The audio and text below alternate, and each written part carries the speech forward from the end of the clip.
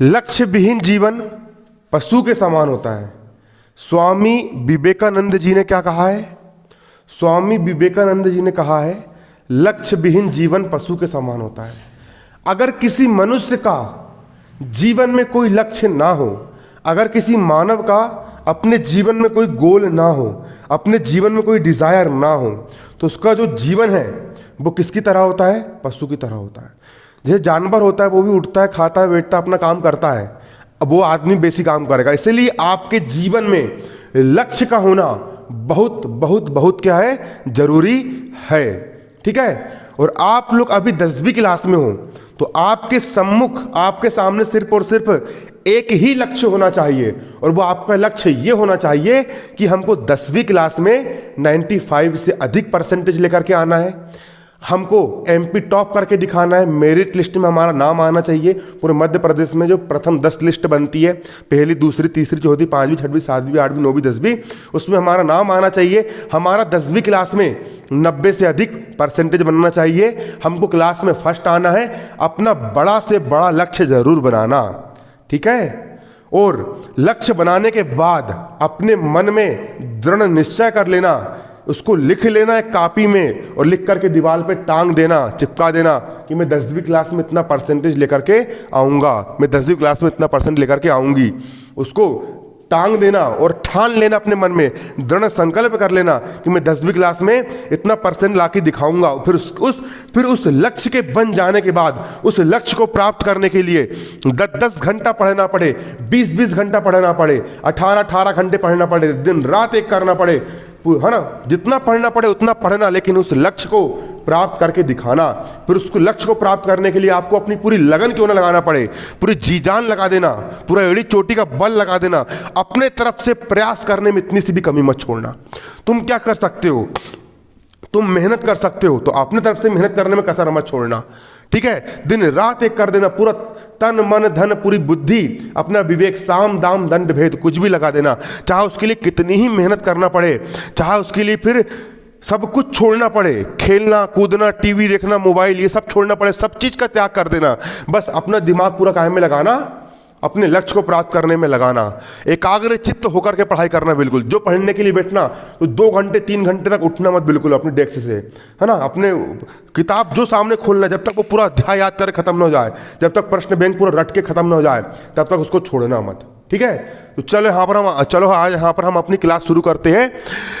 कक्षा 10वीं मध्य प्रदेश राज्य एमपी बोर्ड आपका जो वार्षिक परीक्षा की यहाँ पर हम तैयारी कर रहे हैं, और इन सब चीज़ों में बिल्कुल मत फंसना कि पेपर होंगे नहीं होंगे, लॉकडाउन लग रहा है, ये लग रहा है, वो लग, तुम इन उस चीज़ में मत पढ़ो। तुम बस अपना स्कूल लगे ना लगे, छुट्टी हो ना हो, तुम बस अपना ध्यान एक ही चीज़ में केंद्रित करो कि हमको पढ़ना है, हमको प्रश्न बैंक पूरा खत्म करना है, हमको पेपर की अपने तरफ से पूरी 100% तैयारी करना है, हमको अपनी तरफ से कोई कमी नहीं रखना है। ठीक है। क्योंकि बोर्ड क्लास है, इसका रिजल्ट हर जगह काम आएगा, बहुत हर जगह काम आ रहा है। ठीक है ना। तो कक्षा 10वीं गणित प्रश्न बैंक 2022 यहाँ पर हम सोल्व कर रहे हैं, विमर्श पोर्टल वाला, अध्याय 4 द्विघात समीकरण। इसको यहाँ पर हम क्या करने वाले, इसको यहाँ पर हम आज यहाँ पर इसको हम सोल्व करने वाले हैं।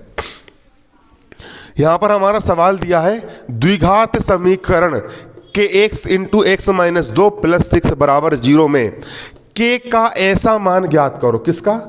k, यहाँ पर k लिखा है, k का ऐसा मान ज्ञात करो जिसमें समीकरण के 2 बराबर मूल हो।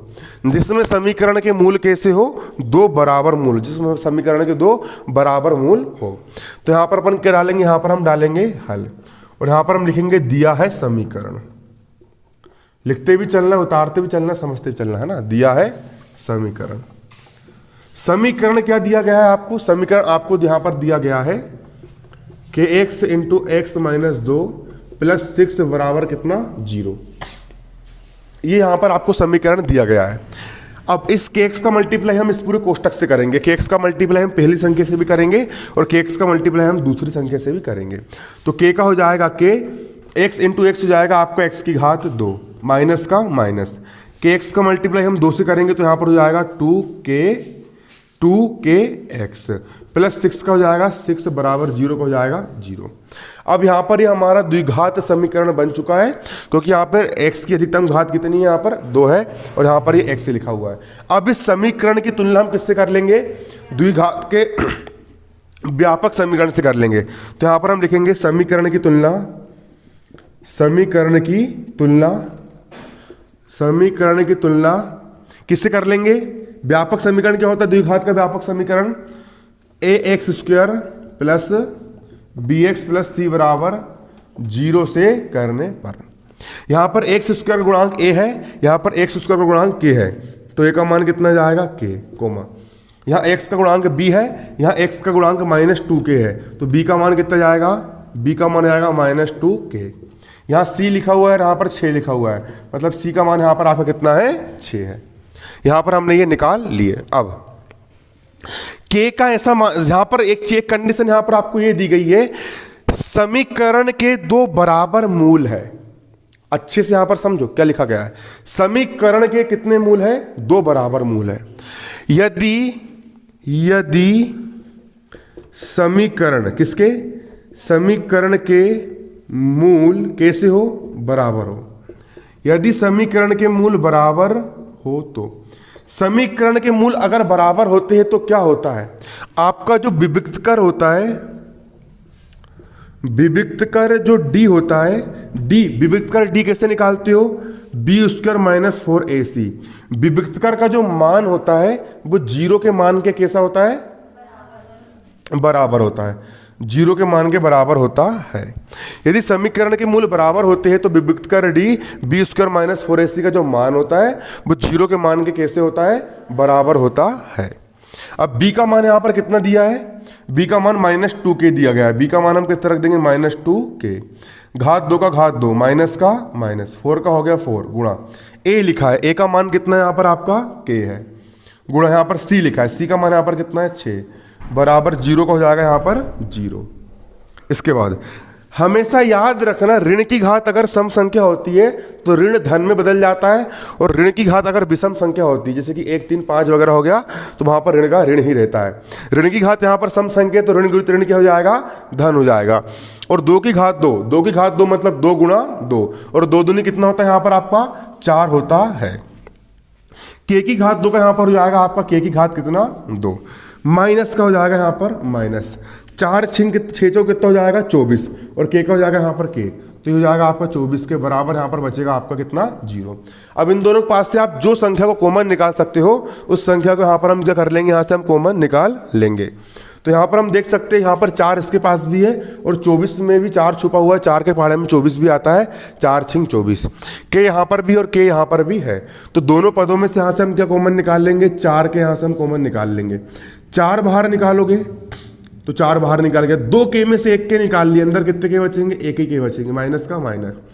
4 का पहाड़ा ऐसा पढ़ो 24 से आगे ना बढ़े, 4 पंचे 20, 4 सिंह कितना होता है 24 होता है, कितने बार जाएगा ये 6 बार जाएगा, और ये के बाहर निकल गया है, बराबर कितना यहाँ पर आपका 0 है। एक बार हम पहले वाले पद के बराबर भी 0 ले लेंगे, और एक बार हम दूसरे वाले पद के बराबर भी कितना ले लेंगे, 0 ले लेंगे। तो 4k के बराबर हम कितना मान लेंगे, 0, 4 के बराबर कितना 0, तथा अगली संख्या यहां पर हमारी k-6, तो हम k-6 के बराबर यहाँ पर हम कितना मान लेंगे, 0 मान लेंगे। यहाँ पर हम मान लेंगे k-6 बराबर कितना 0। अब यहाँ पर हम k का मान निकाल लेंगे, k बराबर 0 हो जाएगा 0, बराबर किस तरफ 4 जो है वो k के गुणे में है। जो संख्या बराबर किस तरफ गुणे में होती है, पक्षांतर करते हैं तो भाई संख्या क्या में चली जाती है, भाग में चली जाती है। तथा यहाँ पर k का हो जाएगा आपका k बराबर किस तरफ 6 ऋण का है, उस तरफ जाकर के 6 का हो जाएगा धन का। k बराबर 0 में किसी भी संख्या का भाग दोगे 0 ही आंसर आएगा, तथा k का हो जाएगा k बराबर 6 का हो गया 6, और यही हो जाएगा यहाँ पर आपका आंसर। ठीक है, ये क्या निकल करके जाएगा, आपका आंसर निकल करके आ जाएगा। सवाल बन जाएगा ये वाला। अब चलिए यहाँ पर हम अगला सवाल करते हैं ना, उतार लिया इसको।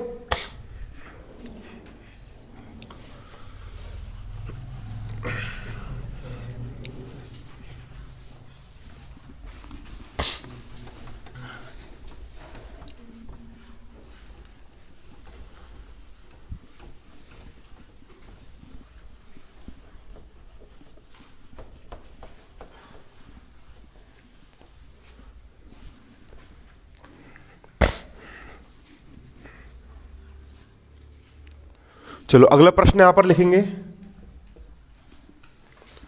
12वां प्रश्न है ना, 12वां कर ली थी क्या, नहीं कर रहे ना।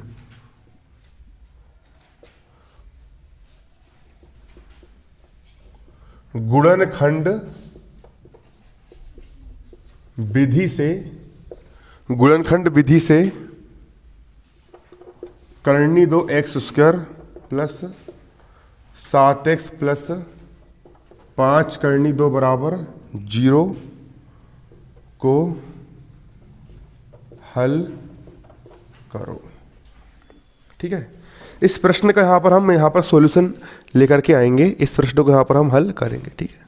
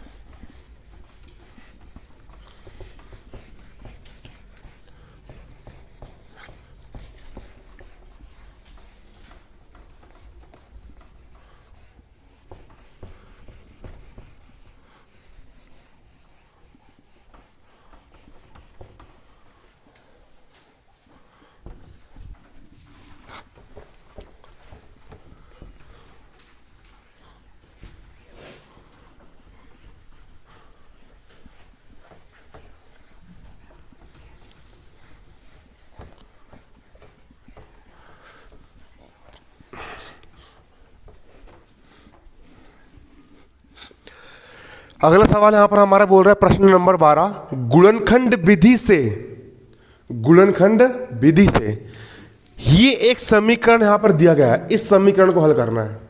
इस प्रकार के समीकरण को द्विघात समीकरण कहते हैं, क्योंकि इसमें चर की घात कितनी है, 2 है, और द्विघात समीकरण को हल करने की 3 विधियां होती है।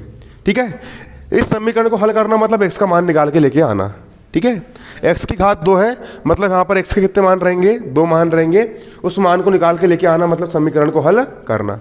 समीकरण को हल करने की 3 विधियां होती है। पहली कौन सी होती है, गुणनखंड विधि, दूसरी होती है द्विघात समीकरण विधि, और तीसरी कौन सी होती है, पूर्ण वर्ग विधि। पूर्ण वर्ग विधि आपकी चैप्टर से हट गई है, लेकिन मैंने इसके पहले पढ़ा चुका था, है ना। ठीक है, यहाँ पर आपकी है ना। तो इस समीकरण को हम, सवाल ने क्या बोला, इस सवाल को गुणनखंड विधि से हल करने के लिए कहा गया है। ये समीकरण आप तीनों विधि से हल करोगे तो आंसर वही आना है, लेकिन यहाँ पर साफ साफ लिखा है इस समीकरण को कैसे हल करना है, आपको गुणनखंड विधि के माध्यम से हल करना है। गुणनखंड विधि सबसे सरल विधि होती है, बस थोड़ा सा बुद्धि और विवेक का इसमें इस्तेमाल करना पड़ता है। तो इसके लिए यहाँ पर हम क्या डालेंगे, हल डालेंगे, और यहाँ पर हम लिखेंगे दिया है समीकरण, दिया है, क्या दिया है यहाँ पर आपका समीकरण, और समीकरण क्या दिया गया है, करनी 2x की घात 2, करनी 2x की घात 2 धन, यहाँ पर है 7x धन 5 करनी 2 का हो जाएगा 5 करनी 2, और बराबर में यहाँ पर कितना है आपका 0 यहाँ पर दिया गया है, बराबर में कितना दिया गया है, 0 दिया गया है। अब यहाँ पर एक चीज आप देखोगे, द्विघात समीकरण को गुणनखंड विधि से हल करने के लिए जो मध्य पद होता है उसका विभाजन करना पड़ता है, मध्य पद को आपको विभाजित करना पड़ता है। ठीक है, तो बीच वाले पद को ऐसे 2 संख्याओं में तोड़ना पड़ता है कि जोड़ने घटाने पर वही बीच वाली संख्या आपको प्राप्त हो, और इन दोनों पदों को गुणा करने पर वही संख्या प्राप्त हो, गुणनफल उतना ही प्राप्त हो जितना गुणा इसका और इसका करने पर आता है। सबसे पहले हम इस संख्या और इस संख्या का मल्टीप्लाई करेंगे, रफ में करके देखना है। ये लिखा है करनी 2, ये लिख दिया मैंने करनी 2 गुणा, यहाँ पर लिखा है 5 करनी 2, ये लिख दिया मैंने 5 करनी 2, 5 का हो गया 5 करनी 2 इंटू करनी 2, इसको हम लिख सकते हैं करनी 2 की होल घात 2, वर्ग से करनी कट जाएगी, 5 दूनी हो जाएगा आपका 10। तो 7 को ऐसे 2 भागों में तोड़ो कि जोड़ने घटाने पर 7 आए और गुणा करने पर कितना आए, 10 आए। सोचो संख्या 5 और 2, 7 के 2 हिस्से कर दोगे, 5 और 2, 5 और 2 कितने होते हैं, 7 होते हैं, 5 में 2 का गुणा करोगे तो 5 दूनी कितना होता है, 10 होता है। सरल है क्या कठिन है, सरल है ना, ऐसा रहता। ठीक है, तो करनी 2x की घात 2 का यहाँ पर क्या हो जाएगा, करनी 2x की घात 2, 7x के 2 भाग कर दीजिए, तो 7x का पहला भाग क्या हो जाएगा 5x धन, दूसरा भाग क्या हो जाएगा 2x, 5x और 2x आपके कितने होते हैं, 7x होते हैं। ठीक है, और 5 दूनी कितना होता है, 10 होता है, इसका और इसका मल्टीप्लाई करने पर भी कितना आ रहा है यहाँ पर आपका 10 आ रहा है। प्लस का हो जाएगा प्लस 5 करनी 2 का हो जाएगा 5 करनी 2, बराबर जीरो का यहाँ पर क्या हो जाएगा, बराबर जीरो। बराबर जीरो का यहाँ पर कितना हो जाएगा, बराबर जीरो हो जाएगा। इसके बाद इन दोनों के पास से हम क्या कॉमन ले सकते हैं, देखो करनी एक एक का 5 इसके पास है लेकिन इसके पास नहीं है, और करनी दो इसके पास है लेकिन इसके पास नहीं है, तो दोनों के पास से हम एक ही चीज कॉमन निकाल सकते हैं, वो है एक्स। एक्स इसके पास भी और एक्स इसके पास भी है, तो दोनों के पास से हम एक एक्स कॉमन निकाल लेंगे। ठीक है, इन दोनों के पास से हमने क्या कर लिया, यहाँ पर एक एक्स कॉमन निकाल लिए। यहाँ पर कितने एक्स है, 2x है, 2x में से हमने एक एक्स निकाल लिया, अंदर कितने एक्स बचेंगे, एक ही एक्स बचेगा। और करनी दो का यहाँ पर हो जाएगा करनी दो। ठीक है, धन का हो जाएगा धन। 5x, यहाँ से हमने x को बाहर निकाल लिए, तो यहाँ पर सिर्फ कितना बचेगा, 5 बचेगा। इसके बाद धन का हो गया धन।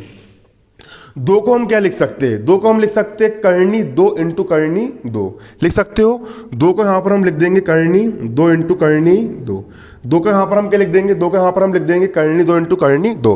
दो को हम लिख दी करनी दो इंटू करनी दो। एक्स का यहाँ पर हो जाएगा एक्स, प्लस का हो जाएगा प्लस, 5 करनी दो का हो जाएगा 5 करनी दो, बराबर जीरो का हो जाएगा यहाँ पर आपका बराबर जीरो।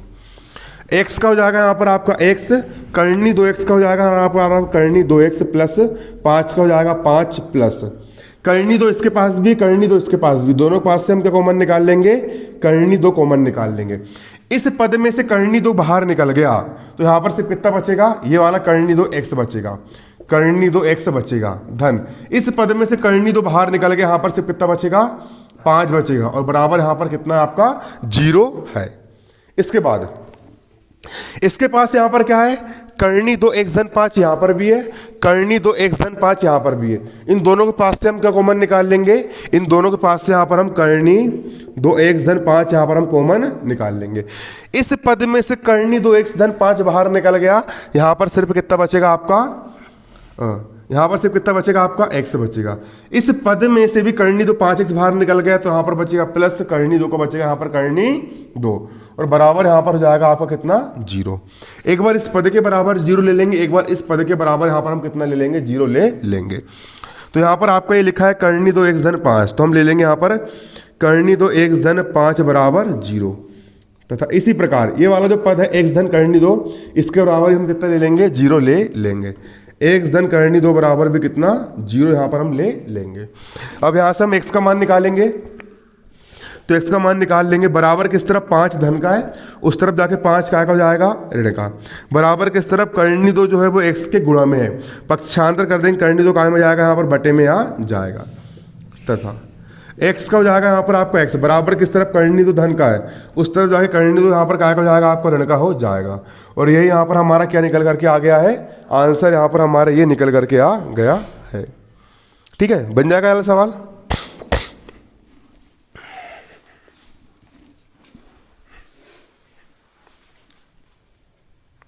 मिटा दूं, इसको उतार लो ना।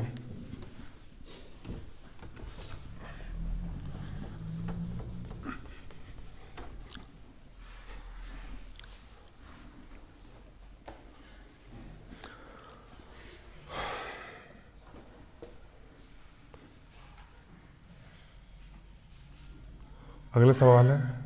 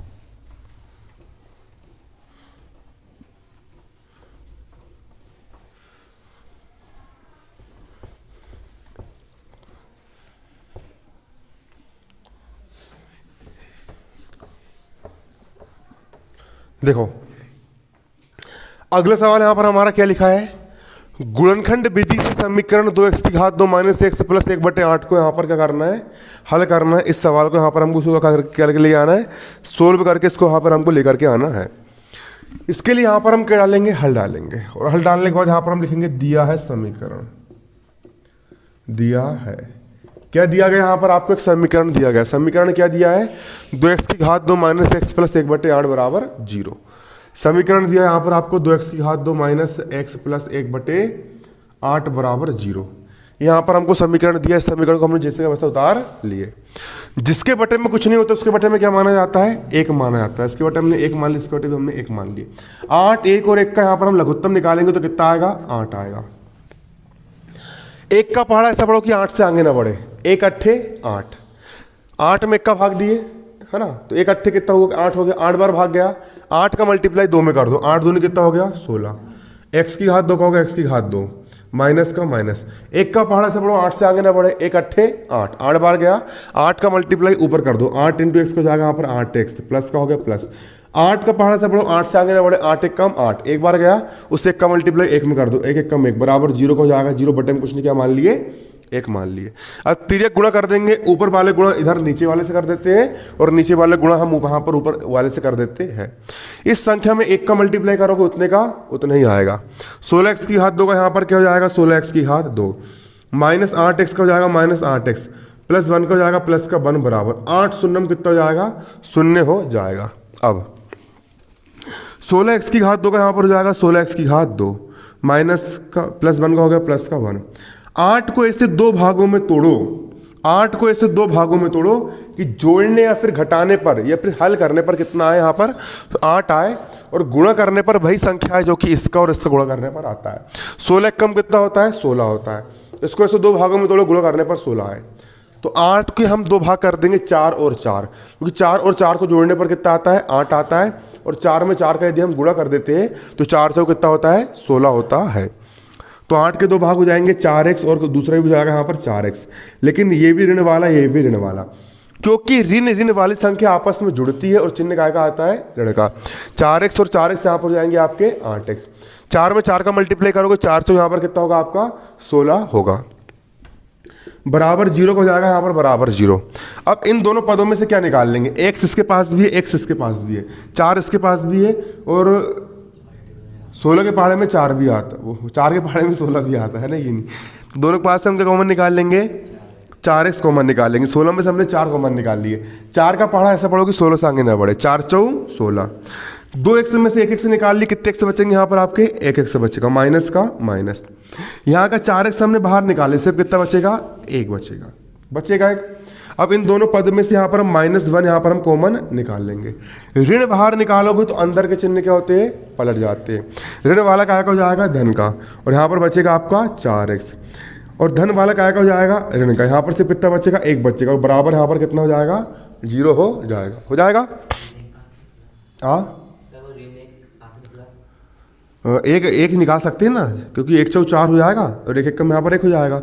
ऋण बाहर निकाल लिए तो ऋण निकालोगे, इन दोनों के पास से ऋण निकलेगा ना, ऋण का मल्टीप्लाई पूरे कोष्टक से हो रहा है, इसका इससे भी होगा और इसका इससे भी होगा ना, ऋण गुणित धन ऋण, ऋण गुणित ऋण धन, वो स्टेप आ गए यहाँ पर। और ऋण कॉमन निकालेंगे मतलब चिन्ह पलटने से होता है, धन ऋण वाला धन का, धन वाला ऋण का। 4x से -1 यहाँ पर भी है, 4x से -1 यहाँ पर भी है, दोनों पदों में से यहाँ पर हम क्या बाहर निकाल लेंगे, 4x से -1 बाहर निकाल लेंगे। 4x से -1 बाहर निकल गया, यहाँ पर सिर्फ कितना बचेगा आपका, 4x बचेगा। 4x से -1 बाहर निकल गया, यहाँ पर -1 बचेगा, और बराबर यहाँ पर आपका कितना है, 0 है। इसके बाद एक बार हम इस पद के बराबर भी 0 मान लेंगे, और एक बार हम इस पद के बराबर भी कितना मान लेंगे, 0 मान लेंगे। तो 4x से -1 बराबर यहाँ पर हो जाएगा 0, 4x से -1 बराबर हो जाएगा 0, तथा अगला यहाँ पर आपका पद है 4x से -1, इसके बराबर भी क्या हो जाएगा आपका, 0 हो जाएगा। 4x से -1 बराबर 0, 4x से -1 बराबर 0। अब यहाँ से हम x का मान निकाल लेंगे, x बराबर, एक इस तरफ ऋण का है, उस तरफ जाकर के एक धन का हो जाएगा, बराबर किस तरफ 4 गुणे में, इस तरफ जाके 4 बटे में आ जाएगा, तथा यहाँ से भी x का मान निकाल लेंगे, x बराबर, बराबर किस तरफ एक ऋण का है, उस तरफ जाके एक धन का हो जाएगा, बराबर किस तरफ 4x के गुणे में, पक्षांतर करेंगे, 4 काम में जाएगा, यहाँ पर आपका बटे में आ जाएगा, और ये हो जाएगा इसका आंसर। ये क्या निकल करके जाएगा, इसका आंसर निकल करके आ जाएगा। ठीक है,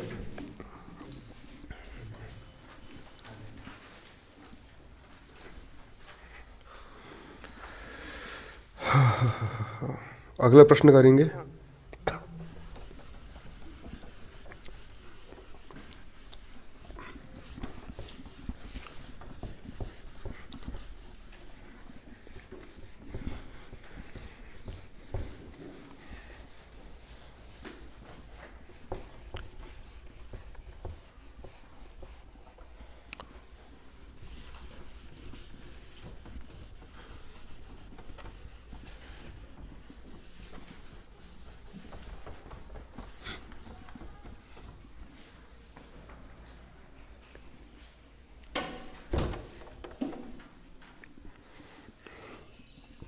क्वेश्चन लिखो। एक कुटीर उद्योग एक दिन में कुछ बर्तन निर्माण करता है। एक विशेष दिन यह देखा गया है कि प्रत्येक नग की निर्माण लागत, प्रत्येक नग की निर्माण लागत,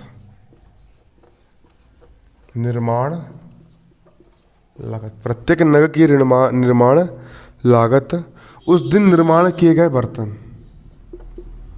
उस दिन निर्माण किए गए बर्तनों की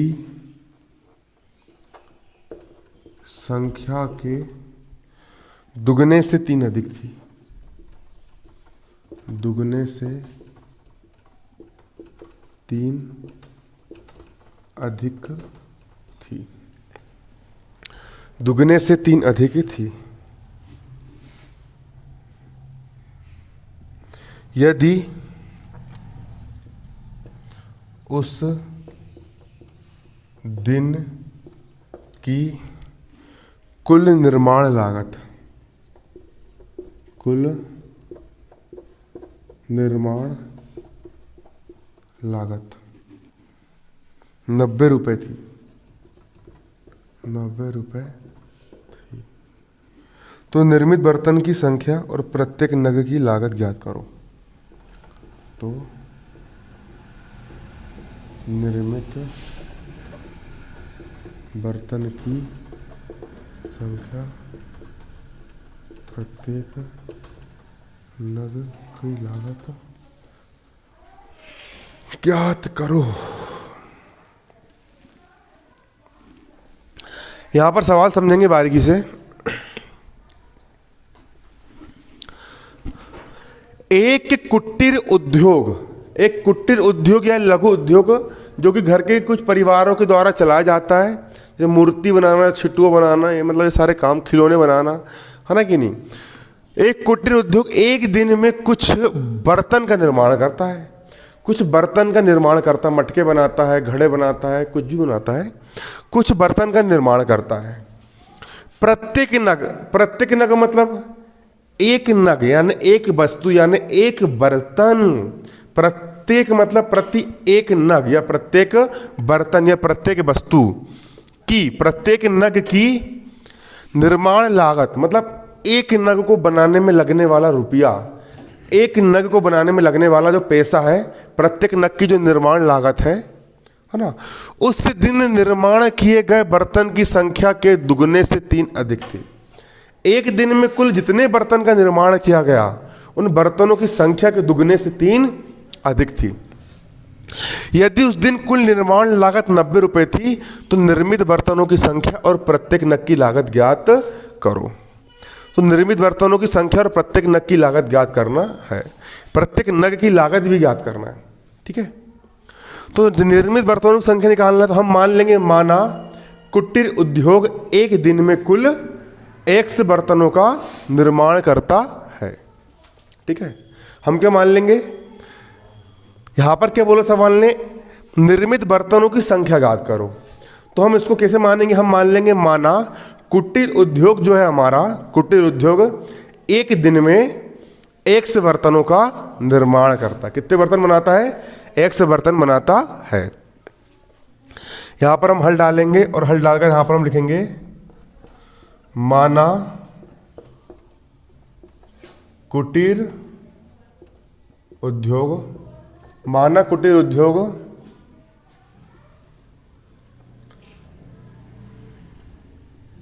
एक दिन में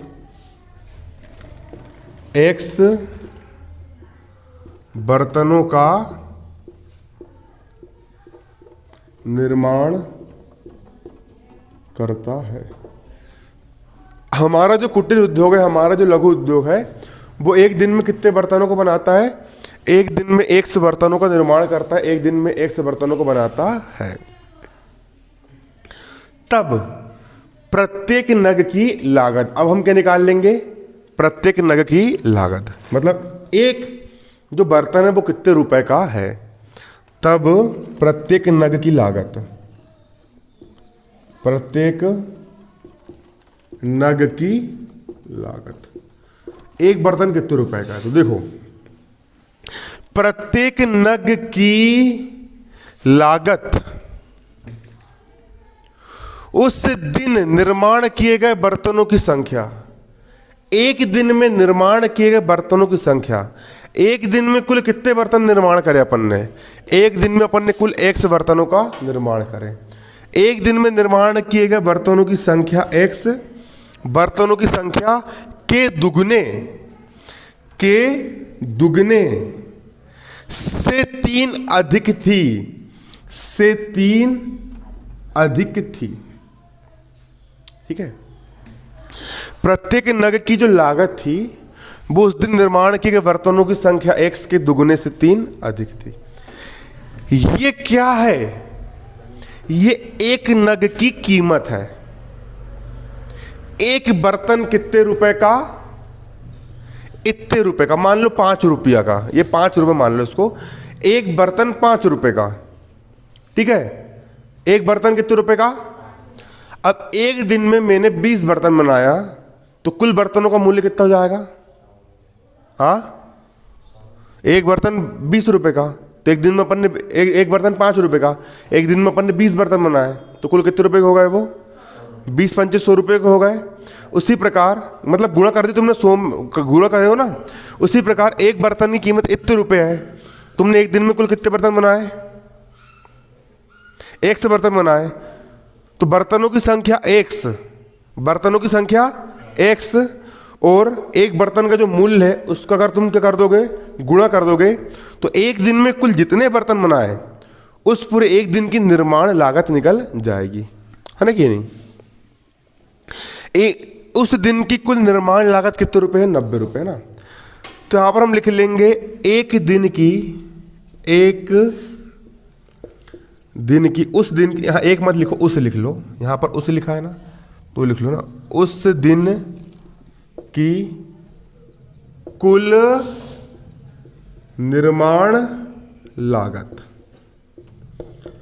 अपन ने कुल कितने बर्तन बनाए? अपन ने कुल 100 बर्तन बनाए, तो लिख दिया मैंने यहां पर 100। कुल कितने बर्तन बनाए हमने? 100 बर्तन बनाए। और एक बर्तन कितने रुपए का हमारा? एक बर्तन 2x प्लस 3 रुपए का है। कितने रुपए का है? 2x प्लस 3 रुपए का है। तो एक बर्तन का मूल्य इतने रुपए और कुल कितने बर्तन बनाए हमने? 100 बर्तन बनाए। दोनों का मल्टीप्लाई कर दोगे तो कुल बर्तन, एक दिन में कुल जितने बर्तन बने हैं उन सारे बर्तनों को क्या निकल के जाएगा? मूल्य निकल करके आ जाएगा। तो उस दिन की कुल निर्माण लागत, और भैया कुल निर्माण लागत कितने रुपए है? 90 रुपए। तो लागत यहां पर कितनी हो गई? 90 रुपए। बराबर का बराबर, x का मल्टीप्लाई से कर दो, 2 का हो गया 2, x इंटू एक्स हो जाएगा x की घात 2, प्लस का प्लस, x इंटू 3 का यहां पर क्या जाएगा? 3x, 2x की घात 2 का यहां पर हो जाएगा 2x की घात 2, धन 3x का हो जाएगा धन का 3x, बराबर किस तरफ? 90 धन का है, उस तरफ जाकर के 90 का हो जाएगा ऋण का। यहां पर सिर्फ कितना बचेगा? आपका 0 बचेगा।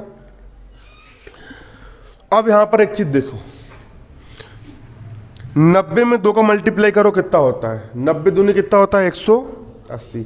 तो 3x को ऐसे 2 भागों में तोड़ो कि जोड़ने घटाने पर कितना आए 180 आए, और गुणा और जोड़ने घटाने पर 3 आए, और गुणा करने पर कितना है 180।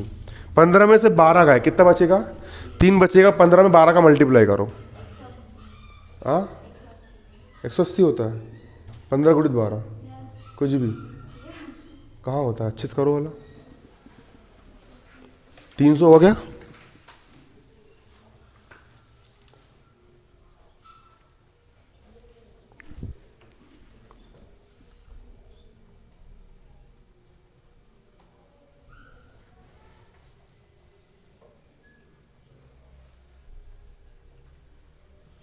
कितना होता है 180 होता है। चलो देखो 2x की घात 2 के यहाँ पर क्या हो जाएगा 2x की घात 2। 3x के यहाँ पर हमने 2 भाग कर दिए, पहला 15x और दूसरा 12x था ना। पहला भाग हो जाएगा यहाँ पर 15x और दूसरा हो जाएगा 12x। देखो यहाँ पर चिन्ह धन का लगा है, इसका मतलब ये है कि बड़ी संख्या के सामने हमको क्या लगाना पड़ेगा, धन लगाना पड़ेगा। बड़ी संख्या के सामने हमको यहाँ पर क्या लगाना पड़ेगा, प्लस का चिन्ह लगाना पड़ेगा। बड़ी संख्या के सामने धन लगाएंगे, छोटी सामने हम क्या लगाएंगे ऋण। तभी तो गणित का नियम क्या कहता है कि जब एक संख्या धन वाली होती है और दूसरी ऋण वाली होती है तो बड़ी संख्या में छोटी संख्या घटाते हैं और बड़ी संख्या सामने चिन्ह लगाते हैं। 15x में से 12x जाएगा, कितने x बचेगा यहाँ पर आपका 3x बचेगा, ठीक है। और -90 बराबर 0 का यहाँ पर क्या हो जाएगा -90 बराबर 0। इन दोनों के पास से यहाँ से हम x कॉमन निकाल लेंगे। 2 का बचा 2x में से 1x से निकाल गया, अंदर कितने x बचेंगे एक ही x, धन का हो गया धन। x हमने बाहर निकाल लिया, यहाँ पर कितना बचेगा 15। इन दोनों के पास से ऋण दोनों के पास से यहाँ पर ऋण कॉमन निकाल लिए, और यहाँ से हम क्या बाहर निकाल लेंगे 6 बाहर निकाल लेंगे। तो ऋण बाहर निकाल के अंदर चिन्ह धन का हो जाएगा। 6 का पहाड़ा से बढ़ो 12 से आगे बढ़े, 6 दूनी 12, x का हो गया x। ऋण बाहर निकाल लेंगे, अंदर चिन्ह धन बदल जाएगा। 6 का पहाड़ा 90 में 6 का भाग दो, 6 का पहाड़ा से बढ़ो 9 से आगे ना बढ़े, 6 कम 6, 9 में से 6 का कितना बचेगा 3, 3 पे 0 30, 6 पंचे कितना हो जाएगा 30 बराबर 0 के यहाँ पर कितना हो जाएगा बराबर 0, ठीक है। बराबर 0 के यहाँ पर कितना हो जाएगा बराबर 0। इसके बाद 2x धन 15 यहाँ पर भी, 2x धन 15 यहाँ पर भी, दोनों के पास से हम कॉमन निकाल लेंगे। 2x धन 15 कॉमन निकाल लेंगे, निकाल लिए। 2x धन 15 बाहर निकल गया, यहाँ पर सिर्फ कितना बचेगा x। 2x धन 15 बाहर निकल गया, यहाँ पर कितना बचेगा ऋण का 6, और बराबर 0 को जाएगा बराबर 0। एक बार इस पद के बराबर 0, एक बार इस पद के बराबर 0। यहाँ पर लिखा है आपका 2x + 15, इसके बराबर 0 ले लेंगे, तथा यहाँ लिखा है x - 6, इसके बराबर के ले लेंगे 0। x का मान निकाल लो, x बराबर बराबर किस तरफ 15 धन का, इस तरह जाके 15 जाएगा ऋण का, बराबर किस तरफ 2x के गुणे में, पक्षांतर करेंगे 2 काय में जाएगा बट्टे में। यहाँ से x का मान निकाल लो, x बराबर बराबर किस तरफ 6 ऋण का है, उस तरफ जाके 6 काय का हो जाएगा धन का। और यही क्या हो गया आपका आंसर निकल करके आ गया। नहीं क्या निकल गया, कुछ भी आंसर कहाँ आ गया, अभी ऋण वाली संख्या थोड़ी मानते अपन। तो x का मान कितना आया 6, x क्या था, x क्या है, एक दिन में कुल कितने बर्तन बना रहे हैं अपन, x यानी 6 बर्तन का निर्माण किया जा रहा है। अतः एक दिन में निर्माण किए गए बर्तनों की संख्या कितनी हो जाएगी 6। अतः कुटीर उद्योग एक दिन में 6 बर्तन का निर्माण करता है। तो लिख दो यहाँ पर पहला आंसर यहाँ पर लिख दोगे, अतः कुटीर उद्योग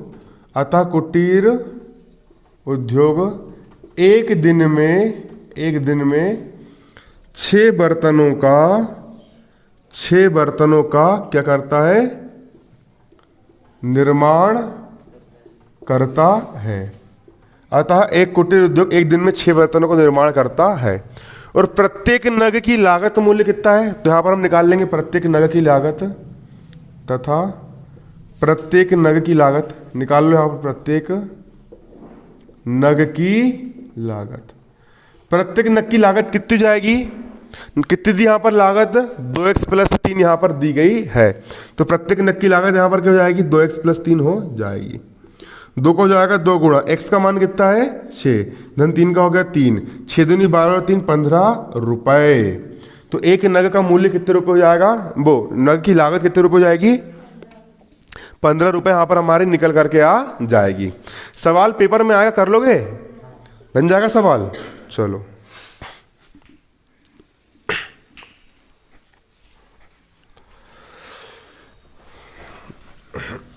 अध्याय सरल लग रहा, कठिन लग रहा? क्यों है सरल? हर चीज सरल होती है, तुम्हारे देखने का नजरिया डिपेंड करता है कि कोई चीज कठिन बनती है सरल बनती है।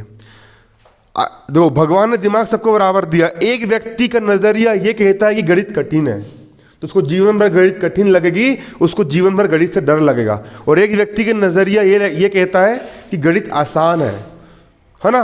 भले तुमसे गणित कठिन लग रही है, लेकिन फिर भी बोलो गणित कैसी है? आसान है। गणित कैसा सब्जेक्ट है? इजी सब्जेक्ट है। अगर तुम्हारे नजरिए में तुमने बिठा ली गणित इजी सब्जेक्ट है, अरे इस सवाल को मैं चुटकी में कर लूंगा, तो सच में तुम बन जाएगा। तुम अगर चीज को कठिनाई के रूप से देखते हो, तुमको वो चीज कठिन लगेगी। तुम उस चीज को अगर आसानी के रूप से देखते हो, तुमको वो आसान लगेगा। तुम बोलोगे कि यार 90% बनाना कठिन है, बहुत पढ़ना पड़ेगा, कठिन है, सच में कठिन लगेगा। तुम बोलोगे यार 90% बनाना आसान है, मैं इजी बना लूंगा, मेरे लिए बाएं हाथ का खेल है 99% बनाना, तो तुम इजी 99% लेकर के जाओगे। कभी भी किसी भी चीज को कठिन मत बोलो। हर चीज सरल है, हर चीज ईजी है, हम हर चीज कर सकते हैं, हर चीज को ईजी बोलो। किसी भी क्षेत्र में उतरो दुनिया के, है ना, हर क्षेत्र में। एंकरिंग कर रहे हो, एंकरिंग करना आसान है, कर लोगे। गाना गाना आसान है, गा लोगे। बिजनेस करना आसान है, कर लोगे। हर चीज़ आसान होता है। कभी दिमाग खेल किसका होता है? दिमाग का। तुम जो सोचते हो तुम वही बन जाते हो। तुम अपने आप को कमज़ोर मान के चलोगे, तुम सच में कमज़ोर बन जाओगे। तुम अपने आप को ताकतवर मान के चलोगे, तुम ताकतवर बन जाओगे। इसलिए अपने आप को कभी कम मत समझो, है ना। अपन हीरो है, असली हीरो, है ना कि नहीं? नायक हिंदी में, है ना, नायक नायिका, है ना, ठीक है। तो यहां पर देखो ना, उतार ली इसको।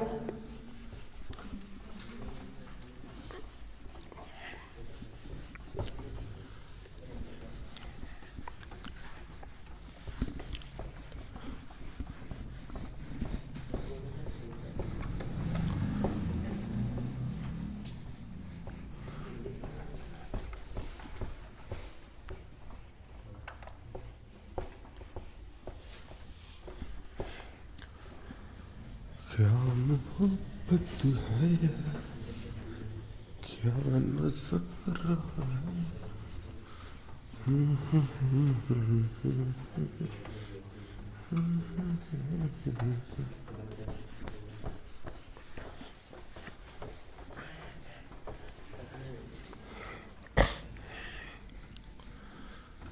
मिट जा रे भाई, अरे मिट जा।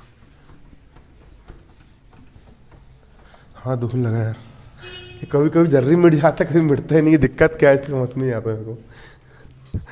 कई बार जर्री मिट जाएगा, एक बार ऐसा फिर तुरंत मिट जाता है, और कई बार ताकत लगती है और दबा दबा के मिटाना पड़ता है। तुम मिटाओगे तो मिटा नहीं पाओगे, तुम मिटाने में ताकत ही नहीं रहेगी उतनी, तुम मिटा दो।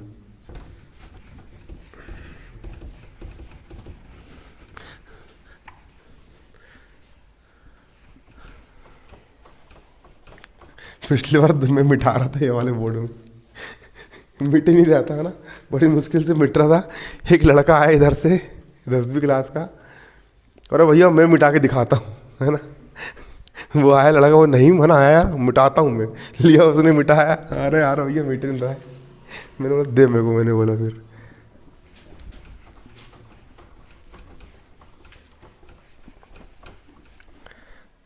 सही है। बाकी इस बार के लड़के बच्चे लोग बहुत अच्छे आए हैं। पिछले बार के थोड़ा कुछ ज़्यादा हरामी किस्म के आ गए थे, है ना। चलो, नहीं हरामी नहीं बोलना चाहिए, सब स्टूडेंट अपने बच्चे हैं, पढ़ के निकल गए, अच्छा पढ़े, सबका कल्याण हो। तुम लोग भी अच्छा % बनाओ, तुम लोग भी अच्छा बिल्कुल 90 से ऊपर बनाओ, 95 से ऊपर बनाओ। जो कोई भी विद्यार्थी मुझसे पढ़ता है, भगवान करे बजरंगबली महाराज ऐसा काम करे कि मेरे से पढ़ने वाला हर बच्चा, हर विद्यार्थी नंबर बन रहा है, जीवन में खूब तरक्की करे, जीवन में खूब ऊंचाइयों पर जाए, उसका जीवन सुधर जाए, वो सब चीज़ हासिल करे, वो जीवन में महान व्यक्ति बन करके निकले। मेरी यही तमन्ना रहती है और मेरे दिल से हमेशा ये इच्छा जाती है ना कि नहीं? ठीक है। भगवान तुमको बहुत बुद्धि दे, विवेक दे, ज्ञान दे, तुम इतने ज्ञानी बन जाओ, इतने ज्ञानी बन जाओ, इतने ज्ञानी बन जाओ, तुम इतने ज्ञानी बन जाओ कि महाबुद्धिमान बन जाओ, हम ही एपीजे अब्दुल कलाम है, हम ही स्वामी विवेकानंद है, हम ही जीवन के कौन है, निर्माण करने वाले हैं। ठीक है, हमको जीवन में महान बनना है। कैसा बनना है? महान बनना है। हमारे जो आदर्श होते हैं, हमारे आदर्श कौन होते हैं? हमारे आदर्श होते Swami Vivekananda, doctor APJ Abdul Kalam, Mukesh Ambani, Ratan Tata, Donald Trump, है ना कि नहीं, भगवान राम, ये सब हमारे आदर्श होते हैं। हमको इनकी तरह बनना है, इनकी तरह क्या करना है? बनना है। और है ना कि नहीं, वो भी मानव के रूप में है, हम भी मानव के रूप में, है ना कि, है ना, पूजा करने से अच्छा कि उनके जैसे बनने का प्रयास करो, कि हम उनकी तरह बने, हमारे जीवन में उनके कुछ गुण आए, है ना, उनकी तरह बनने का प्रयास करना चाहिए। चलो क्वेश्चन लिखेंगे यहाँ पर हम। क्वेश्चन क्या लिखोगे यहाँ पर? देखो क्वेश्चन नंबर 15,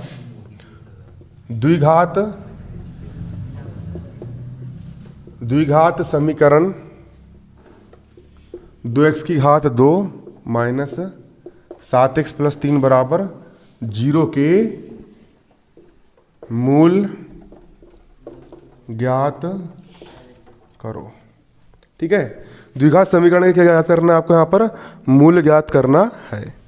यहाँ पर आपका द्विघात समीकरण लिखा हुआ है, इस समीकरण के मूल ज्ञात करना। स्पष्ट नहीं कहा गया किस विधि का इस्तेमाल करना है ना कि नहीं, स्पष्ट नहीं कहा गया है, स्पष्ट नहीं कहा गया है कि लाइफबॉय से नहाना है कि फिर डेटॉल से नहाना है ना। यहाँ स्पष्ट नहीं बोला है गुणनखंड विधि का इस्तेमाल करना है या फिर किसका इस्तेमाल करना है। तो देखो गुणनखंड विधि तुम लोग को मैंने सिखा चुका हूँ।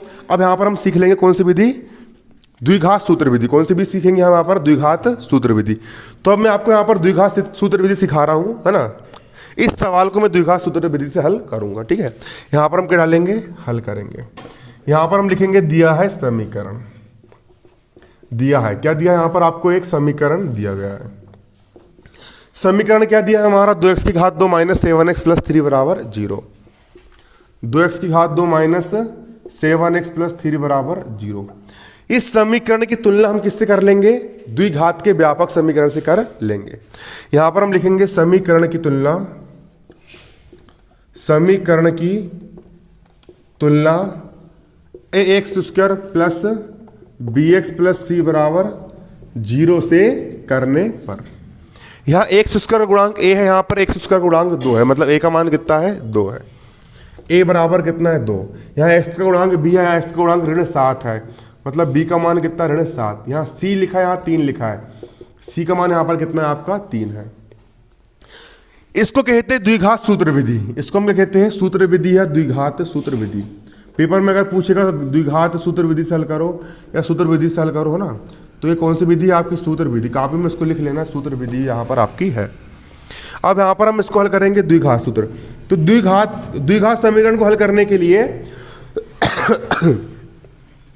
द्विघात समीकरण को हल करने के लिए एक द्विघात सूत्र होता है। उस द्विघात सूत्र का इस्तेमाल करके हम किसी भी प्रकार के समीकरण को हम हल कर सकते हैं। और द्विघात सूत्र हमारा क्या होता है? द्विघात सूत्र होता है x बराबर ऋण b धन ऋण करनी में b स्क्वायर माइनस 4ac बटे 2a। यहाँ पर हमारा द्विघात सूत्र होता है। x का हो जाएगा x बराबर, माइनस का हो जाएगा माइनस, ये यहाँ पर जो ऋण लगा हुआ है, ये ऋण आपके सूत्र का यहाँ पर ऋण लगा हुआ है, तो ऋण का हो जाएगा ऋण। यहाँ पर b लिखा हुआ है, b का मान कितना है? b का मान ऋण 7 है, b का मान हम कितना रख देंगे? ऋण का 7। धन ऋण का हो जाएगा धन ऋण करनी में b स्क्वायर, b का मान यहाँ पर ऋण 7 है, b स्क्वायर मतलब ऋण 7 का स्क्वायर माइनस का माइनस 4 का हो जाएगा 4 गुणा, यहाँ a लिखा हुआ है, a का मान यहाँ पर 2 है, a का मान हम रख देंगे 2 गुणा, यहाँ पर c लिखा हुआ है, c का मान यहाँ पर कितना है? 3 है, बटा 2 का हो गया 2 गुणा, यहाँ a लिखा हुआ है, a का मान यहाँ पर कितना है? 2 है। इसके बाद x का हो जाएगा x बराबर ऋण गुणित ऋण धन होता है, 7 का हो जाएगा 7, धन ऋण का धन ऋण, ऋण की घात 2। ऋण हमेशा याद रखना, ऋण की घात अगर सम संख्या होती है तो ऋण धन में बदल जाता है, और ऋण की घात अगर विषम संख्या होती है 1 3 5 9 होता तो ऋण का ऋण ही रहता। तो ऋण गुणित ऋण धन हो जाएगा 7 की घात 2, 37 यहाँ पर हो जाएगा आपका 49, ऋण का हो जाएगा ऋण 4 दूनी 8 और 8 से कितना होता है? 24, और बटे में 2 दूनी हो जाएगा आपका 4। अब x का मान निकाल लेंगे, x बराबर यहाँ पर 7 का हो जाएगा आपका 7, धन ऋण का धन ऋण, करनी का करनी, 49 में से 24 गया, कितना जाएगा? 25 बचेगा। कितना बचेगा यहाँ पर घटाने पर आपका 25, और बटे में यहाँ पर 4 का हो जाएगा, यहाँ पर कितना 4 हो जाएगा। x का हो गया x। एक बार हम धन चिन्ह ले लेंगे तो यहाँ पर लिखोगे धन चिन्ह, अभी कहाँ धन चिन्ह, x का हो गया बराबर 7 का हो गया 7, धन ऋण का धन ऋण करनी में 25 को क्या लिख सकते हो 5 की घात 2, 5 में 5 का मल्टीप्लाई करोगे कितना आएगा 25 आएगा, तो 25 को आप लिख सकते हो 5 की घात 2, और बटे में यहाँ पर कितना है, बटे में यहाँ पर 4 है। x का हो गया x बराबर 7 का हो गया 7, धन ऋण का धन ऋण, वर्ग से करनी करेगी सिर्फ कितना बचेगा 5, बटे में 4 का हो गया 4। तो एक बार यहाँ पर लिख लोगे धन चिन्ह लेने पर, क्या लिखोगे यहाँ पर धन चिन्ह लेने पर। यहाँ पर दो चिन्ह है ना, एक धन भी है ऋण भी है, तो कौन सा चिन्ह लेंगे यहाँ पर हम धन चिन्ह। x को जाएगा x बराबर 7 का 7, यहाँ पर लेंगे धन 5 का 5, बटे में 4 का 4, 7 5 12 बटे 4, 4 कम 4, 4 तिया 12। x का मान कितना निकल के आ गया 12 निकल के आ गया। और एक बार यहाँ पर ले लोगे ऋण चिन्ह लेने पर, ऋण चिन्ह लेने पर ले लो, x का हो गया x बराबर 7 ऋण 5, 7 ऋण 5 बटे 4, 7 में 5 गया 2 बटे 4, 2 कम 2, 2 दूनी 4, ये हो गया। यहाँ पर आपका आंसर। घर जाओ, tata bye bye, see you again.